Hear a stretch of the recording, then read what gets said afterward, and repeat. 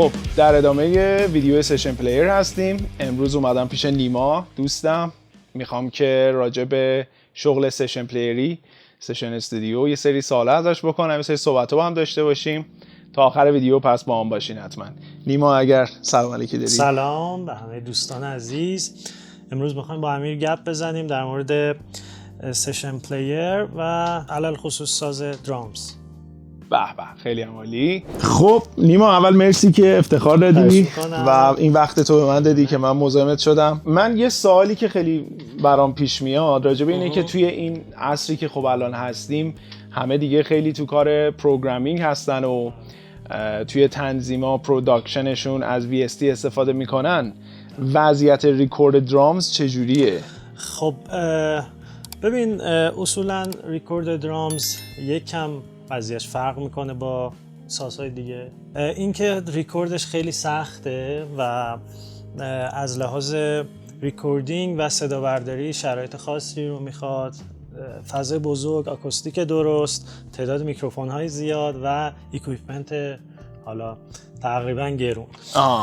کلا پرهزینه است این ساز. دقیقاً کلا ساز پرهزینه هست، چه خود ساز، اکسسوریزش و حالا خب قضیه ریکوردینگش هم شما میبینید که تعداد زیاد اینجا میکروفون خیلی زیاد. آره اینجا تقریبا 14 تا میکروفون روی ساز من هست که آره همه رو باید ریکورد کنی، میکس کنی و به نسبت سازهای دیگه کمتر هست. همین که خب هزینه بر هست، دو اینکه میکس سختی داره. میکس سختی آره. چون شما با این 14 تا میکروفون رو درست بالانس کنی، میکس کنی و کار آسونی نیست. واقعا کار سختیه. آره. ولی از اون طرف تعداد استودیوهایی که درامز رو ریکورد میکنن خیلی کمه. توی ایران شاید 2-3 تا استودیو هست که درامز ریکورد میشه تو استودیو. بله یعنی اکویپمنتشو دارن که اصلا بتونن درامز رو ریکورد کنن.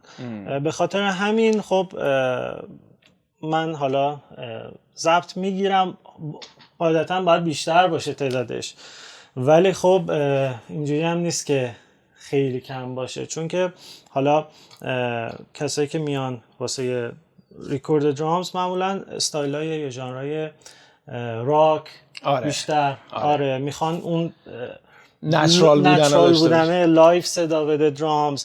بعد دوست دارن که خود درامر نظر بده، درام لاین رو بعضا خود درامر حتی طراحی کنه. خیلی از ریکوردهای من اینجوریه که آقا این موزیک شما بزن روش، هر چی که حالا خودت میدونی خودت طراحی کن. آره گروو و درام لاین رو کلا میسپارن به خودم. چه جالب. آره اتفاقا تو این ویدیو دوست دارم که مثلا موزیکایی که درامزش رو زدی و ریلیز شده مثلا بذاریم توی خود ویدیو، مثلا یکی ترک ها رو مثلا پلی کنیم که صدای درامز هم شنیده بشه، چون خیلی جالب میشه. یه فرقی واقعا بالاخره وجود داره. درسته VST هم خیلی پیشرفت کردن تو زمینه گیتار، بیس، درامز، ولی واقعا بالاخره اون انسان بودن مشخص میشه یه جایی دیگه.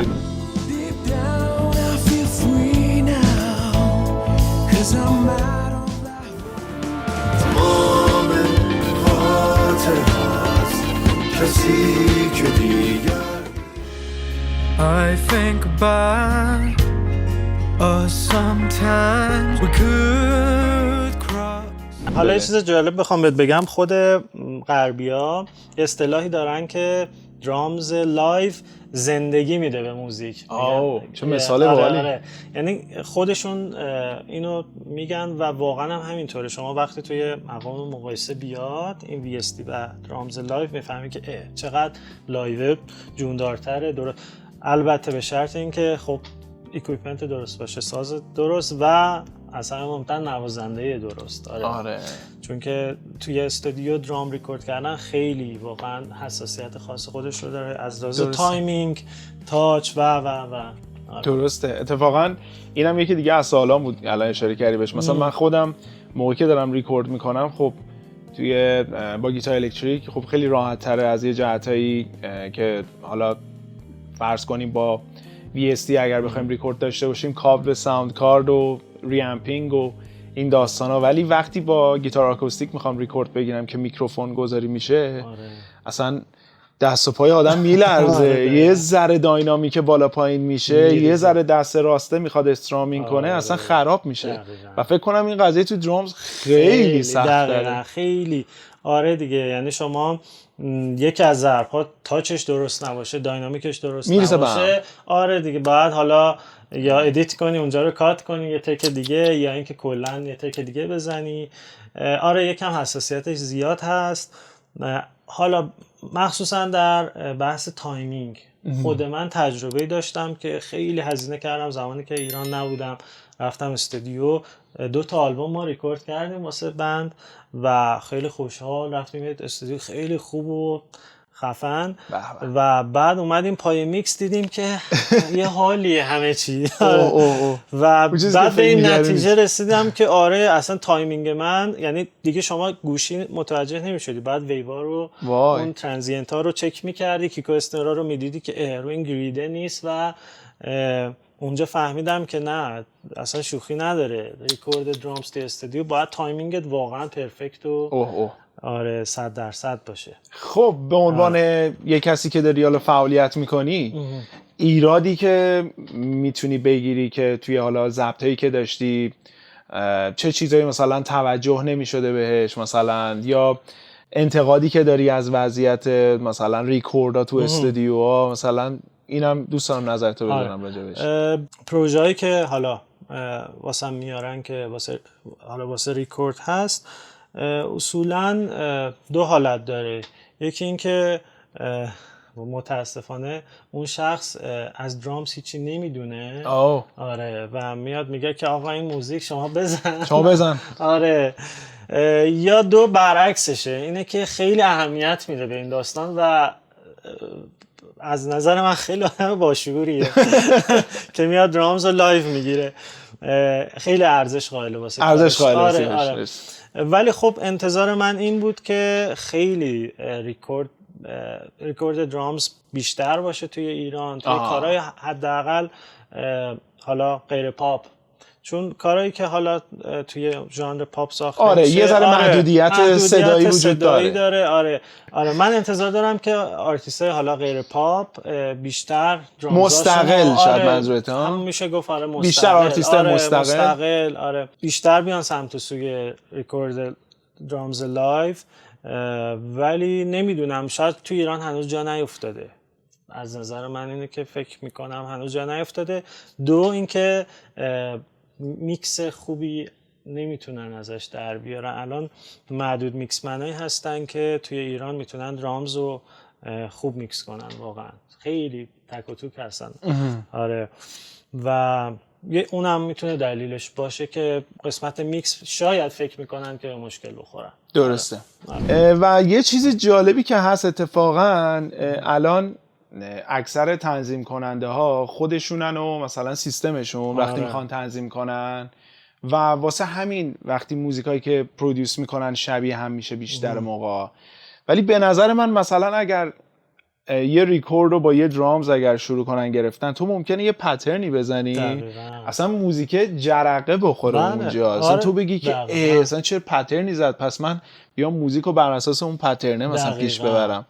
اینم خیلی جا نیفتاده به نظر خیلی از ترک های معروف هیت شاید دنیا هست با پترن ریت شروع شده. آره کارهای حالا یه آرتیست مثل فیل کالینز که کلا خودش هم اصلا درام، ولی خیلی کارا مثل بندای مثل نیروانا یا دریم تیاتر خیلی از کاراشون اینجوری بوده که مثلا توی بند نیروانا دیو گرول یه چیزی میزده بعد حالا موزیک شکل میگرفته، یا توی دریم تیاتر خیلی آهنگای هیتشون مایک پورسنوی اول زده و یه پترن زده بعد نشستن روش ریف یا حالا اون ملودی رو ساختن. آره این اتفاق خیلی جالبه ولی خب تو ایران نمیفته اصولا، خیلی کم حالا بخوام. آره میدونم چی میگی. و اینکه حالا اگر این دیدت بود نسبت به ایران، حالا درامر سشن پلیرایی که میشناسی مثلا تو سطح جهانی بالاخره اونا احتمالاً مستند یا اینترویوهاشون دیدی، مصاحبه‌هاشون دیدی، اونا مثلا راجع به چی بیشتر صحبت میکنن، انتقاداشون چیه؟ آره ببین اونا خب قضیه کاملا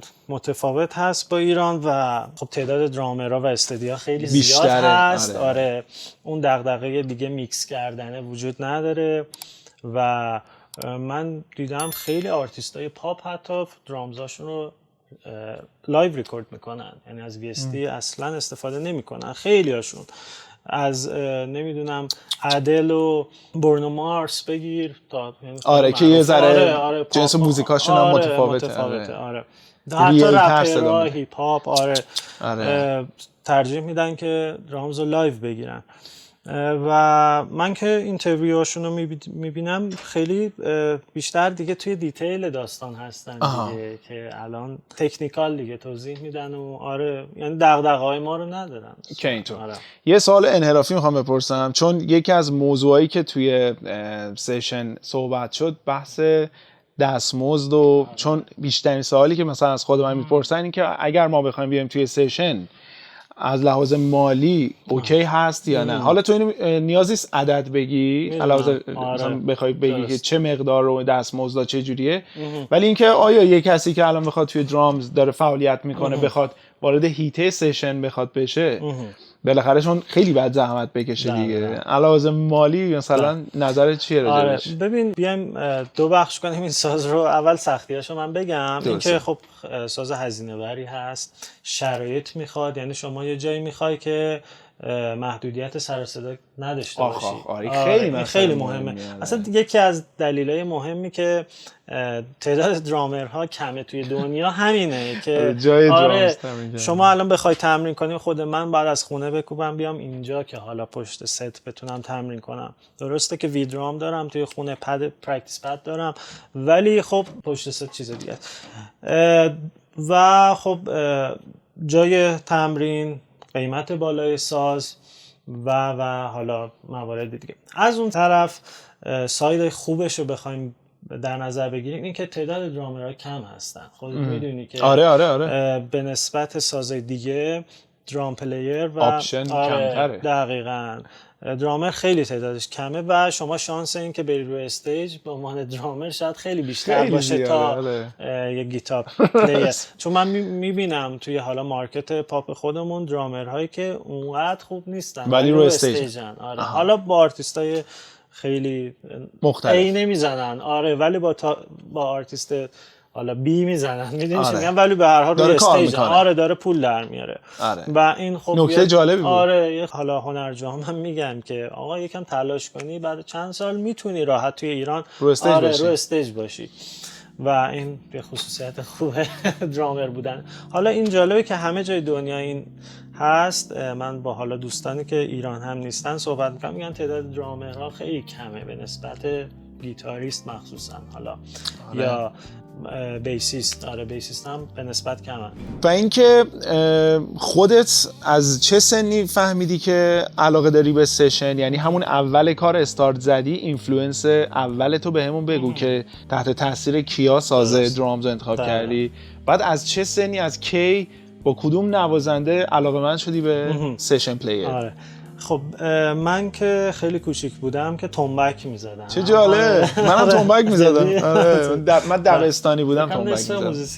اول تنبک زدم.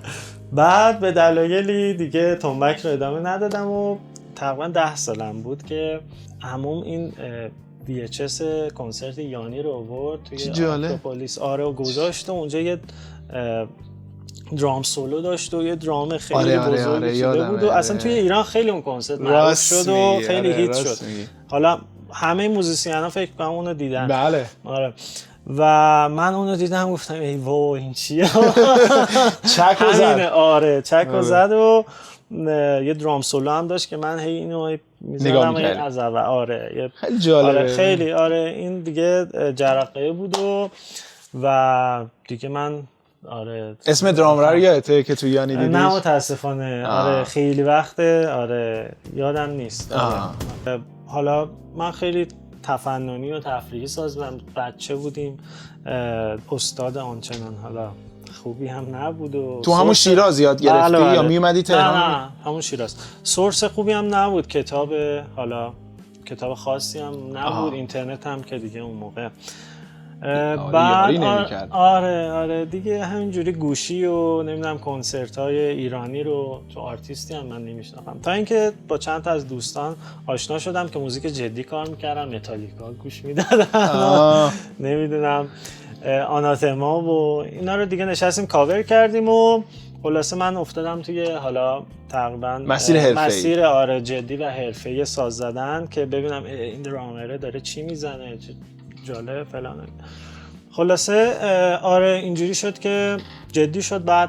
بعدها هم که از ایران رفتم واسه درس خوندن دیگه با یه بند آشنا شدم، بند آلیاژ، و اونجا یه بند تشکیل دادیم و دیگه خیلی همه چی جدی شد و کلا زندگی من شد موزیک. آره که حدوداً 12-13 سال پیش. خیلی عالیه. و اینکه اون درامری که تو سشن جذبش شدی و فهمیدی به سشن علاقه داری، خب اسم مطمئناً گوین هریسون هست. آره ستی هم که اصلا من دورم و سیمبالا هم که خریدم خیلی تحت تاثیر گوین هریسون درامر پورکوپاین تری بودم. آره همیشه. خب و ورکشاپش هم رفتم. آره اومد مالزی، ورکشاپش رو هم شرکت کردم. خیلی تحت تاثیرش بودم و هستم. به نظر من خیلی نوازنده خاص و هم موزیکال هست هم تکنیکال، همه بودا رو با هم داره و واقعا متفاوته. ولی آره معروف بیشتر به اون پیچیده ساز زدنش دیگه. هم پیچیده هم موزیکال. یعنی دیویدیش اسمش هست ریتمیک illusion، یعنی میاد یه سری چیزای ساده رو یه جوری میزنه که فکر میکنی خیلی پیچیده است و برعکس یه سری چیزای خیلی ساده رو مثلا آد تایما رو میاد یه جوری میزنه که فکر کنی 4/4. آره اصلا به همین معروفه. اون دیزاین گروف هاش خیلی آره. تو هم دقیقاً این سیستمو داری، یعنی تو سر مثلا تمرین هستیم با سیروان، قشنگ نیما یه ساید تکنیکیه، یه چیزایی میزنه که قشنگ همه یهو تحت تاثیر قرار میگیریم. هم یه ساید خیلی مینیمال و ساده داره و یکی از نکته‌هایی که به نظر من باید یه سشن پلیر داشته باشه همینه که تو در عین حال که خیلی تکنیکالی یه سایدی هم داشته باشی که اگر توی یه موزیکی ریتم خیلی ساده رو داری میزنی حوصله‌ات سر نره و لذت ببری. چرا؟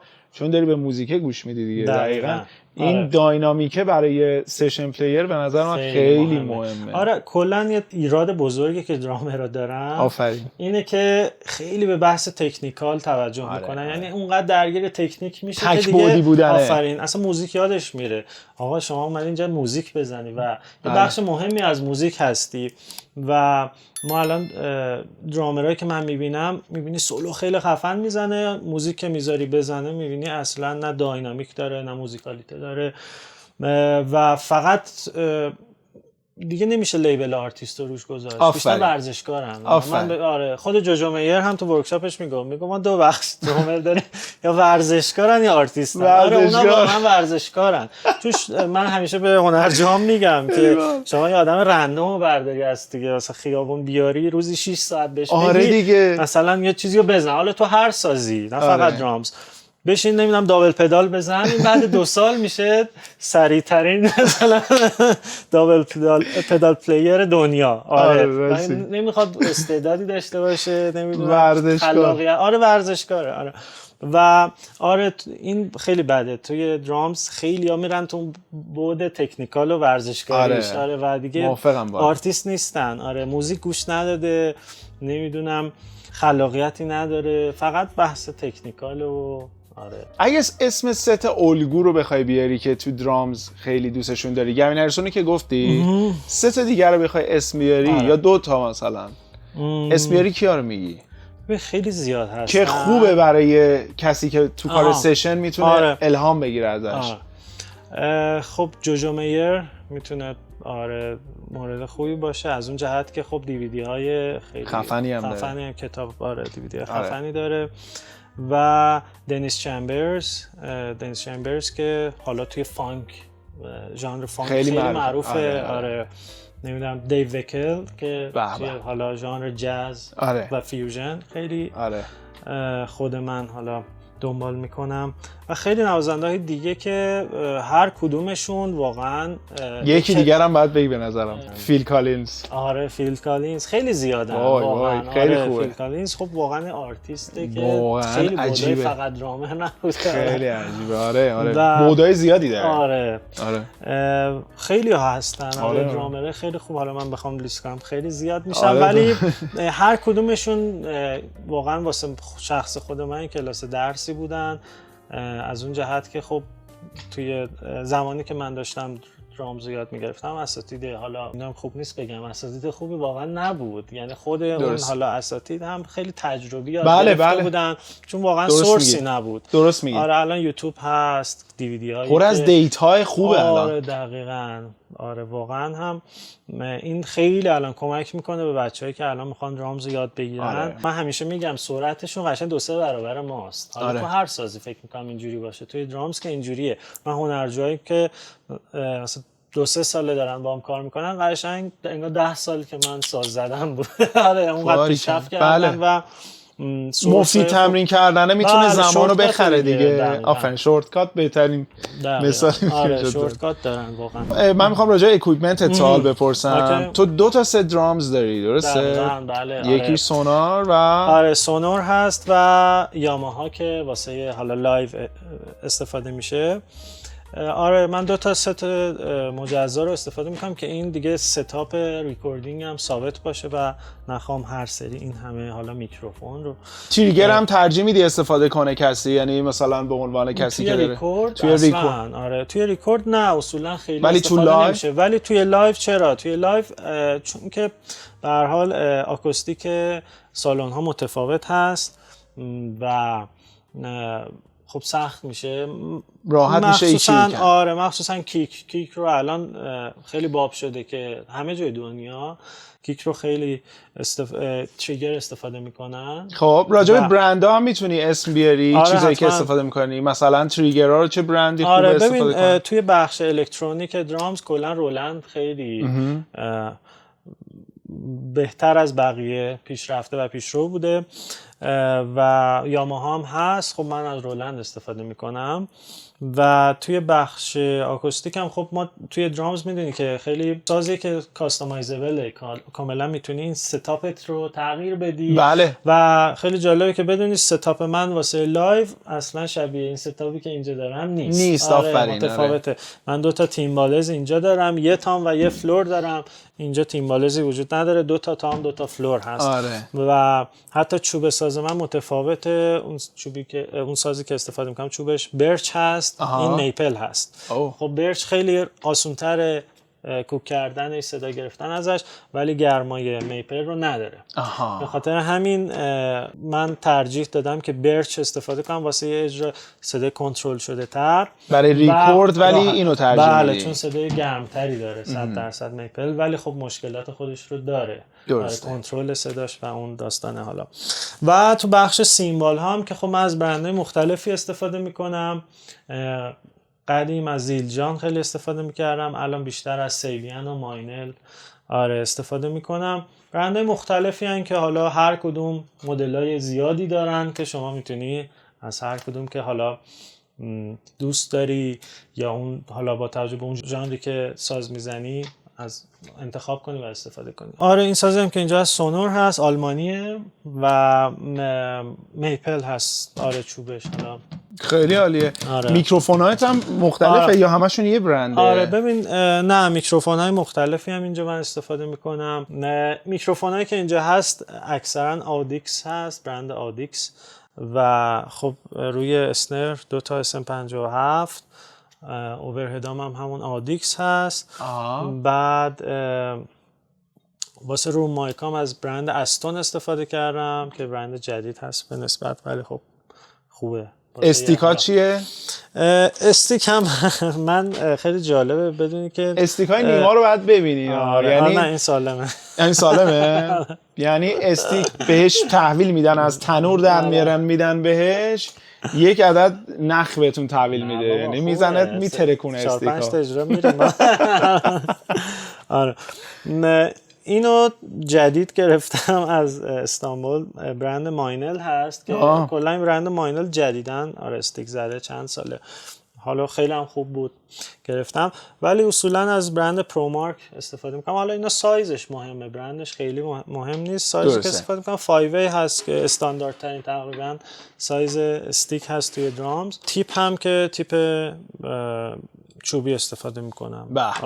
خیلی هم عالی. در زمینه ریکورد که خودت اینجا ریکورد میکنی چه اکویپمنتی لازمه؟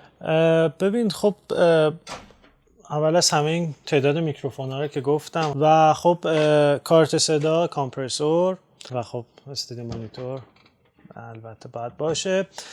من اینجا از یه کارت صدا و یه دونه به اصطلاح کامپرسوری استفاده میکنم که خودش هم 8 تا اینپوت داره که دوتا رو متصل کردم و 16 تا اینپوت بهم داده. آره 16 تا اینپوت که 16 تا میکروفون میتونم بهش وصل کنم و ریکورد کنم همزمان. خیلی عالیه، خیلی عالیه. حالا بحث ریکورد شد، من خودم مثال میزنم بعد ببینم تو هم مشکل مشابه منو داری. مثلا من وقتی که برام یه سری موزیکا رو میفرستن برای یه سشن، میگن مثلا گیتارش رو ریکورد کن برامون بفرست، یا حالا میرم استودیو، یه ذره گین درایوا بیشتر میشه، مثلا دیستورشن میشه، میترسن سری، مثلا میگن که نه مثلا یه ذره نرمترش کن و اینا، مثلا یه ذره هی محدودیت ایجاد میشه، در صورتی که ممکنه اون پاور کورد با اون دیستورشن اگر لیر بشه خب خیلی جذاب تره، ولی میترسن از جنس صدای دیستورشنه. یا مثلا حالا مثالای دیگه ای که یه ذره تکنیکال میشه، مثلا میترسن دوست دارن که یه ذره این مورد بیشتر واسه من پیش میاد. خواستم هم تو هم مشکل پس داری. البته بستگی به اون شخص داره و ژانر موزیکی که داره حالا ریکورد میکنه و تولید میکنه، ولی خیلی واسه من پیش اومده که آقا نه این خیلی خوشگله ولی نه ساده بزن. آره ساده بزن. آره این خیلی توی بخش تکنیکال، چون اینجا صدا که من صدا خام میدم بهشون و که بره و میکس بشه دیگه، این 14 تا میکروفون بیشتر حالا تو بحث تکنیکال و اون اجرایش هست که ما به اختلاف نظر میرسیم، ولی آره کم و بیش این اتفاق پیش میاد، ولی خب حقم میدم من به هر حال کسی که موزیک رو ساخته اون صاحب نظر هست، صاحب نظره دقیقاً، و دیدش با منی که حالا دارم فقط بیشتر رو بحث حالا درام لاینش تمرکز دارم و فکر میکنم خیلی فرق میکنه، اون بیشتر کلی‌تر میبینه قضیه رو و من هم تابع اون شخصم و موزیکم. چون سفارش کار داده مثلا به اون سشن پلیر که براشون کارو انجام بده دیگه. دقیقاً دیگه من میگم چشم. خب یه سوال دیگه دارم در مورد زمینه کسایی هستن که میخوان تازه شروع کنن. مثلا من خیلی میبینم که کسی که میخواد تازه کلاس بیاد میگه من میتونم مثلا با یه وی درام شروع کنم کلاس رو بیام مثلا این چون تو خونه شرایط درام آکوستیکو ندارم. دقیقاً خود من توی خونه وی درام دارم. همه آپارتمان نشین هستیم دیگه. بله 90%. آره حالا قدیم خب تو خب اون دوره رو رد کردی. دقیقاً آره. حالا همینو میخوام بگم که ببین واسه شروع خب چاره‌ای نیست. الان 90% افراد آپارتمان نشینن و آپشن دیگه این نیست جز وی درام، ولی نکته‌ای که هست باید حتما تمریناشون روی ساز آکوستیک باشه، حداقل هفته یک بار با ساز آکوستیک بزنن که اون داینامیک و تاچشون خراب نشه. آره چون وی درام گولت میزنه، خب چیزی که هست شما با هر داینامیکی بزنی صدای خوبی میده، ولی شما اینجا بیس درام رو مثلا اینجوری آروم بزنی فقط صدای پوست میشنوی و اون صدای بادی یا حتی در مورد حالا تام فقط صدای پوست میاد دیگه، اون صدای بادی وجود نداره و عملاً خب باید تا یه حدی حالا استاندارد باشه، ولی وی درام شما با انگشت هم بزنی صدای خوبی میده.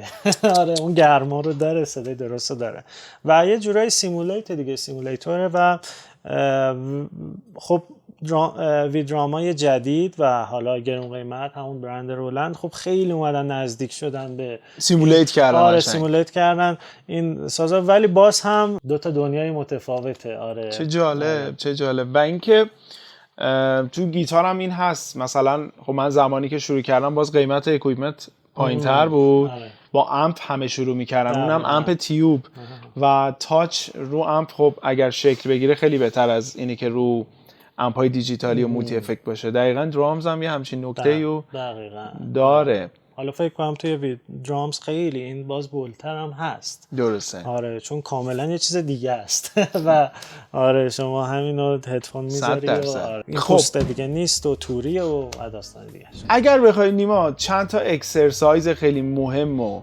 نشون بدی که خیلی تمرینای خوبی ان برای کسایی که درامر هستن، مثلا چه اکسرسایزی رو پیشنهاد میدی که میتونه جزء تمرین روزانه هر روز باشه و جزء تمرین مفید هستش؟ دقیقاً. ببین ما توی درامینگ یه چیزی داریم به اسم رودیمنت که اسمش روشه دیگه، رودیمنت یعنی بیسیکس. این رودیمنت ها رو برای پرکتیس پد بزنن و ما چند تا رودیمنت خیلی معروف داریم که تقریبا ساده ترین و در این حال پرکاربردترین پترن یا رودیمنتایی هستن که ما توی درامز استفاده میکنیم. مثلا یکیش سینگل استروک، راست چپ راست چپ راست چپ، همین. خب ولی همین رو شما اگر مستر بشی توی همین رودیمنت خیلی ساده و بتونی ارکستریت کنی روی ساز، میتونی چیزای خیلی عجیب غریب و خفنی بزنی. آره یه نمونه میتونی نشون بدی؟ آره حتما. رودیمنت سینگل استروک که خیلی ساده هست و تقریبا اولین درس درامز هست. یه راست یه چپ، همین. واو. اینو جزء تمرینای هر روز. آره خود من با چه تمپویی فرقی نمیکنه، چه بخوام وارم اپ کنم قبل از اجرا، دیدی دیگه من آره روی پرکتیس پد تو بک استیج نیما همیشه داره روی اینا میزنه. وارم اپ میکنم یا حالا روی پرکتیس پد یا روی اسنر فرق نمیکنه، ولی خب روی پرکتیس پد باشه بهتره که این صداش هم اذیت نکنه. و رودیمنت های دیگه مثل دابل استروک، راست راست چپ چپ، دوتا راست دوتا چپ که به این صورت میشه. آره خیلی به نظر ساده میاد و درس اولیه هست، ولی خیلی میتونه تاثیر بذاره توی درامینگت و اگر بتونی حالا کنترل خیلی زیادی رو همین رودیمنت ها توی تمپای بالا داشته باشی، خیلی دستت رو باز میذاره واسه اجرای چیزای پیچیده تر. و رودیمنت دیگه که خیلی اونم معروفه پارادیدل هست، راست چپ راست راست چپ راست چپ چپ.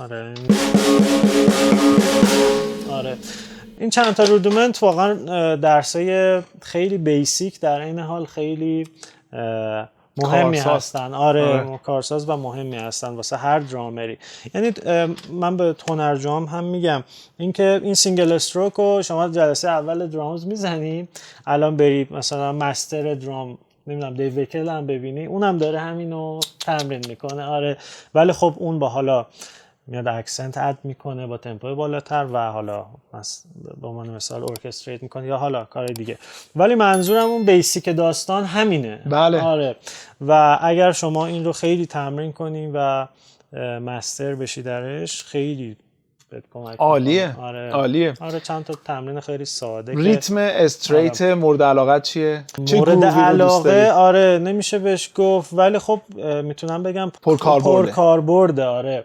8 بیت حالا ساده هست که توی ژانرهای فانک و راک و حالا پاپ هم به کار میره. به به. حالا به عنوان مثال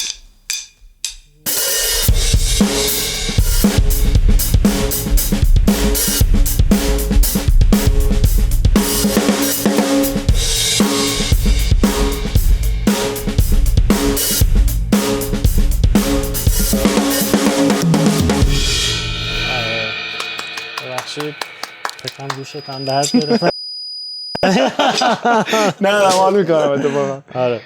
خب گروهای خیلی ساده چهارچهارم که خیلی کاربرد دارن. یکی از جمله هایی که خیلی میشنویم معمولا تو نوازنده ها اینا که فلان درامر گروو نداره، فلان درامر گروو داره. دوستم راجع به اینم یه صحبتی بکنی، نظری بدی. دقیقاً. خیلی خود من از این جمله هم استفاده میکنم، دیدم خیلی هم استفاده میکنن. میدونی که خب یه ساز پرکاسیو هست درامز و ما کلا با ریتم و گروو سر و کار داریم. این که میگن یه درامر گرووی نیست یعنی چی؟ یعنی اینکه حالا المان‌های زیادی هست مثل داینامیک، تایمینگ شاید از همش مهمتر باشه که اونقدر قرص و محکم و درست نیست که اون حالا بخوام خیلی عامیانه بگم رقص رو به شنونده نمیده. خب اون حس روون بودن و اون راحت بودن رو نمیده. به خاطر همین میگیم که این درامر خیلی گرووی نمیزنه، خیلی گرووی نیست. آره البته میگم بستگی خب اون اول از همه تایمینگ اون طرف داره که اونقدر قرص و محکم نیست، تایت بزنه. آره تایت نیست و داینامیکش که اون تاچه درست نیست، شاید خیلی ماشینی، شاید از اون طرف. آره و حالا خیلی چیزای دیگه که حالا نمیخوایم وارد جزئیات بشیم ولی حتی یه گروه خیلی ساده رو وقتی خیلی از درامرها میزنن اونقدر به دلت نمیشینه. آره یه سوالی که دارم راجع به ریتم شافل هستش. اگر بخوای که یه تمرین خوب برای درام زدن توی ریتم شافل مثال بزنی هم میتونی بهمون بگی؟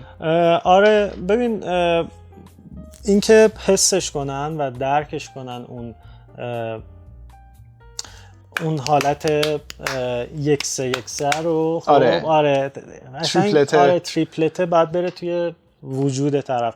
خود من خیلی هنوز تمرین میکنم شافل رو. آره واقعا و داستان داره. آره خیلی. این که تمرینی که میتونن انجام بدن این که شافل بزنن خب 1-2-3 با تمپو پایین با دست راست و روی ضرب دویی که دارن سکوت میدن توی تریپلت بیان حالا گوست نوت یا اسنر بزنن.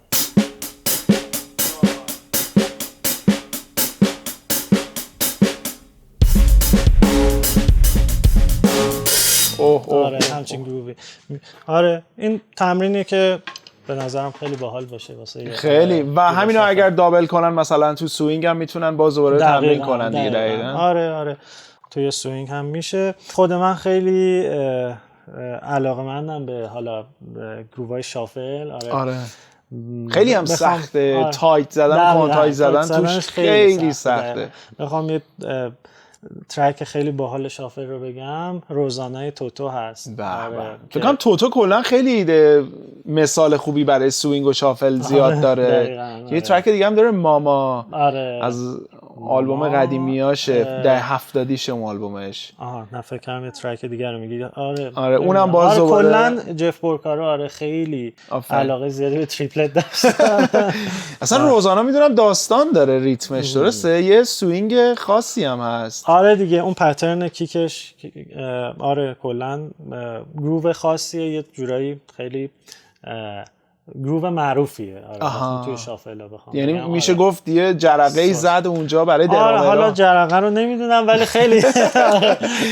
خیلی آره گرووش معروفه و زدنش هم تمیز سخته. آره خب خیلی عالی. نیما یه چیزی که تو گیتاریستا خیلی صحبت میشه مثلا میگن که از تاچ این مثلا سولویی که من دارم میشنوم میتونم بفهمم که این جف بکه مثلا. بین درامرام این قضیه هست؟ آره ببین ولی خب بیشتر اون فریزینگ و لیک هایی که میزنن مخصوص خودشون هست. آره همین گوین هریسون که صحبتش بود خب لیک هایی میزنه که مال خودشه. آره شما گوش بدی سریع میفهمی که پورتنوی هم میدونم اینجوری هست. آره پورتنو خیلی زیادن. آره تقریبا میشه گفت تمام درامرای لول A دنیا لیکای به خصوص خودشون رو دارن. درسته. که حالا منی که درامرم و سالها اینا رو گوش دادم سریع میتونم تشخیص بدم که این کدوم درامره. آره.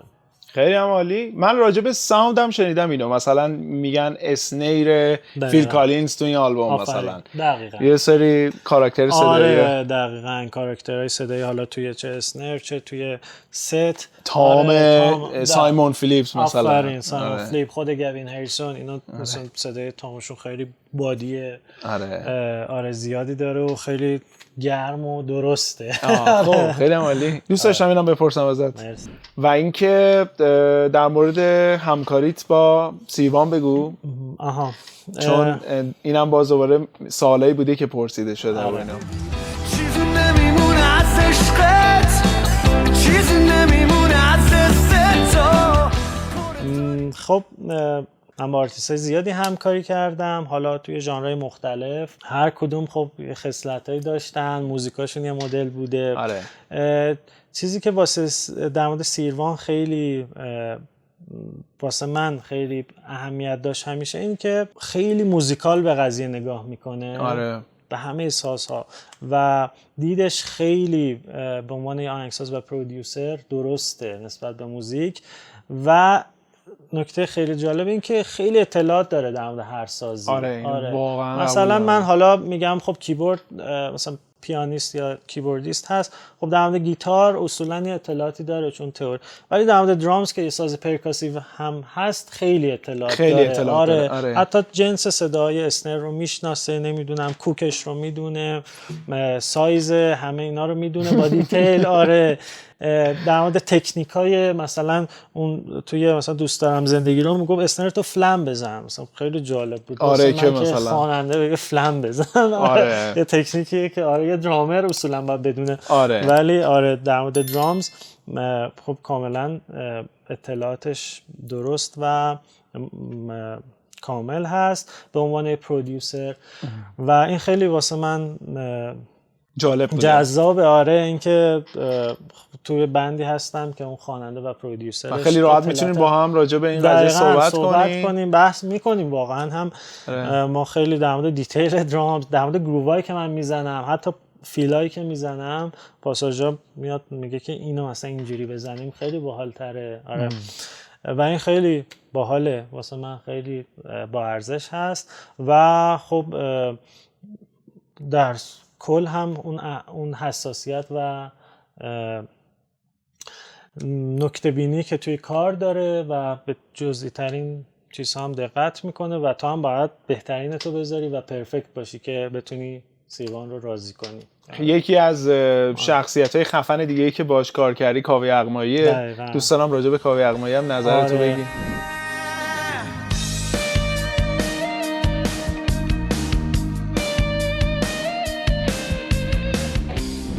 کاوه من همیشه از بچگی فن کاوه بودم. واقعا هممون فن کاوه بودیم. من از بچگی فن کاوه بودم. یادمه یعنی توی آرتیستای ایرانی من یه کنسرت کاوه داشت، فکر کنم واسه سال 80 اینطورا باشه، که من بارها اینو دیدم و آره حفظ بودم. منم دیدم اون. آره حفظ بودم و واقعا فنش بودم و همیشه دوست داشتم که روی استیج با کاوه ساز بودم و واقعا هممون دوست داریم. آره اتفاق برای تو افتاده. آره واسه من افتاد و واقعا افتخار میکنم که با کاوه همکاری دارم و خیلی تجربه لذت بخشی هم هست، بود و هست و اینکه خب ژانری هم هست که من به عنوان درامر یکم قشنگ دستت بازه. آره دستم بازه و سبک راک دارم هست از یه جورای پتانسیل. آره یه سری موزیکاش که اصلا دیگه پروگرسیو راک شده رسما. کاملا آره پراگ هست و من به عنوان درامر خیلی دستم بازه و یه جورای از پتانسیلم میتونم اون حالا پتانسیل نوازندگی تکنیکال موزیکالی که دارم همه رو بریزم روی چند تا. به قول معروف میگن ارز اندام. آفرین. آره یه ارز اندامی میتونم اونجا بکنم و خیلی لذت بخشه کلا. آره شخصیت ایشون و موزیکا همه چی خیلی آره. خانواده یغمایی‌ها کلا آره خیلی خفنه واقعا. خب حرف آخر اگر توصیه‌ای داری، اگر پیشنهادی داری، اگر حرف آخر هم این که من همیشه میگم به هنرجوهام هم این که این حالا ما سازی که میزنیم چه درامز چه گیتار، این یه چوب و تخته است و یه ابزاریه واسه اون حالا ساوندی که صدایی که ما میخوایم تولید کنیم. خیلی درگیر این ابزار نشن، بیشتر به صدای سازشون گوش بدن و در گروی اون موزیکی باشن که در خدمت اون موزیکی باشن که دارن میزنن، موزیکال فکر کنن. آره همیشه فکر کنن که بخشی از اون موزیک هست. آره گیتاریست الان داره چجوری به درامز نگاه میکنه، درام لاین، یا الان خواننده داره چجوری نگاه میکنه. همیشه از دیدهای مختلف به اون حالا پارتی که دارن اجرا میکنن هم نگاه کنن، نه که فقط پشت این صندلی و از این زاویه به قضیه نگاه کنن. آره خیلی جالب بود. خیلی قشنگ بود و امیدوارم که همیشه موفق باشی مثل همیشه که هستی، مثل همیشه بدرخشی و دمت گرم برای امروز. مرسی قربونت، خوشحال شدم. فعلا قربون شما. فعلا.